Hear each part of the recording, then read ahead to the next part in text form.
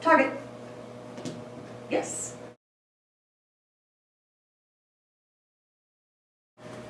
T. Pause. Yes. Good girl. Over here, lady. Good girl. Good. Okay, up. Yes. Good girl. Very. Okay. So before I even start, I'm always going to have probably 10 cookies, maybe a dozen cookies in my hand. I'm not going to reach in my pocket for more cookies. I'm not going to go shopping or anything like that. I'm going to have it in my hand. I'm going to do my reps. We're going to release to a toy. So there's no downtime. I don't want to go shopping for a cookie while she's in the middle of doing something for me. So 1, 2, 3, 4, 5, 6, 7, 8, 9. And I have 2 to get started with. Perfect.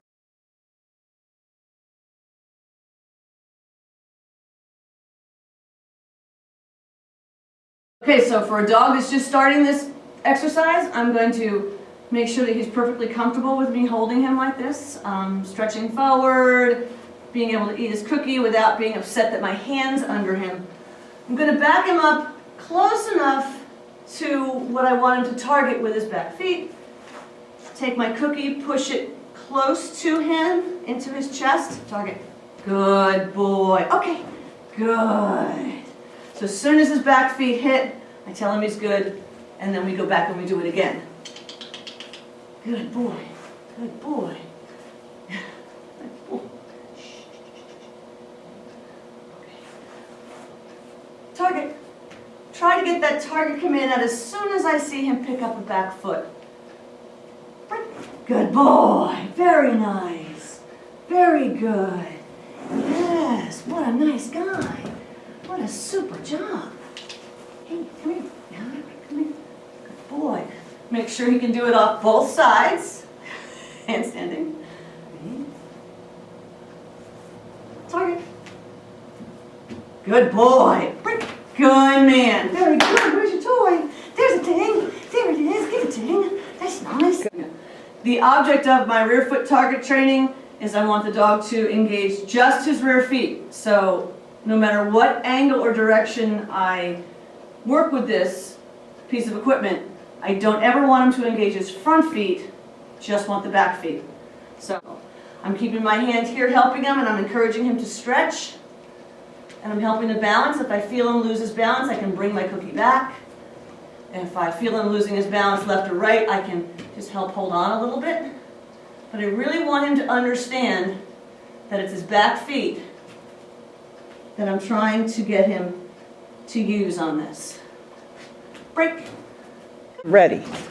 When I start with my rear foot targets, I start with a larger item for the dog to put their feet on.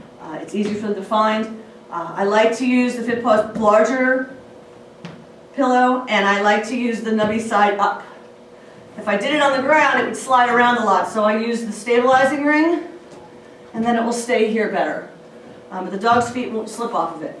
This is great to start with, but I want to really move quickly to a smaller disc. This is a 12-inch wide disc. My dog walking seesaws are 12 inches wide. I want the dog to be able to find a 12-inch wide object behind them right from the start. So as soon as we get that, you feel the dog is starting to actually reach back for their contact, I'm going to immediately go to something smaller because I want them to really start looking for something that's behind them. Good. So he's already starting to get the idea that there's something back there. Target. Oh, good boy. Very nice. Very good. Good. Okay. Yeah. Get that. First thing I do when I'm teaching a dog to target with his front feet is I make sure I have a name for that target that is unique, and I get the dog to just put their paws on me. This is something that you can teach puppies right from the get-go, and it's something you can teach the adult dogs. And then if you aren't a fan of having your dogs come up on you, then you have something that's on cue, and then you can not ask for it. Good boy. Pause. I think you anticipated that. You did. Pause. Yes. So I encourage him up on me with his front feet. Pause. The nice thing about teaching it this way is that there's really no chance he's ever going to put the wrong 2 paws on me. I don't have to worry about his back, and I don't have to worry about all 4. Pause. So once I start having him put his front feet onto something, I try to find things that are unique. I can have him put his feet onto just about anything. But I could start with a Bosu, a very simple exercise for him. I'm going to use a cookie and shamelessly lure my dog. Pause. That's it. Good. And let him nibble on that cookie. Good boy. Good. And then release him off. Okay. Yes. Good. Okay, so now I've got a small little perch. It's a little bit smaller than your average size for a dog walk. It's about 9 inches wide. I want to work with this with him to get him to be able to put his feet on it. I want him to keep his feet on it. I don't want him to tap dance with his feet. I don't want him to do anything with his rear feet. I just want him to get up and stand on it. I want to make sure that we do it in drive and we have a little bit of energy and enthusiasm. So I'm going to keep my perch in my hand so he can't accidentally engage with it until I'm ready. Good boy. I'm going to make sure I have my cookies ready to go.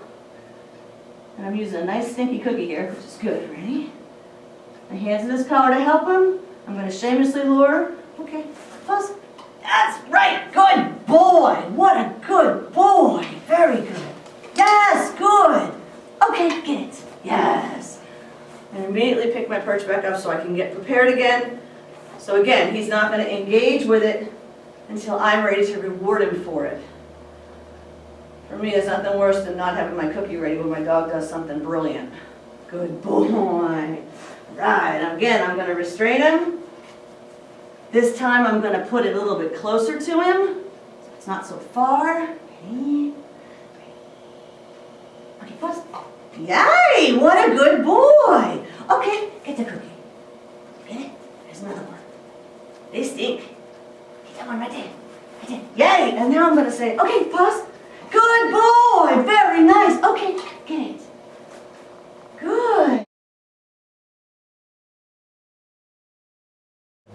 We're going to cover here is a 4-foot up target, and I'm going to train it on things that logically would make sense for the dog to put all his feet up onto it. I can use a grooming table.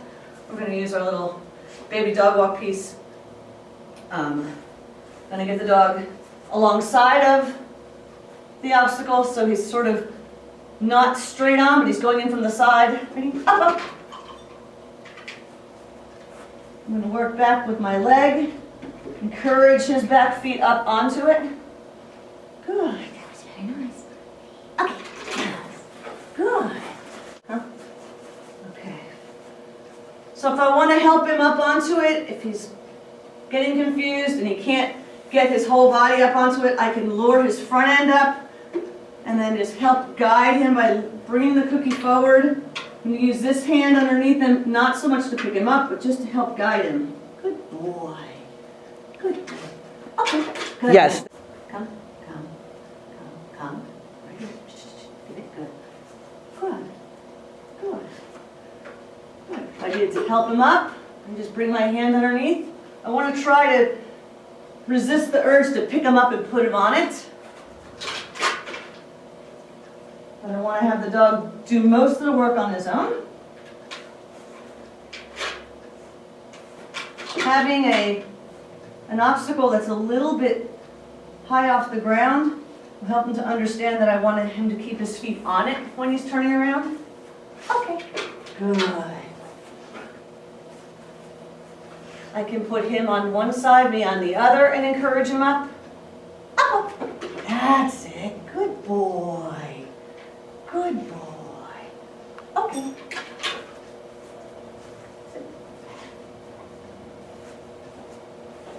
Okay. Good. I can recall him up onto it. I want to make sure that I'm working recalls and left side and right side so he understands I could be anywhere. Good. Good man. Good. Okay. That's That's it, buddy. Good boy. Could I get another recall on that? Because I screwed that one up. Just, Yeah, and I'm gonna use the egg or the Yeah. Cagliari. yeah, we have the egg.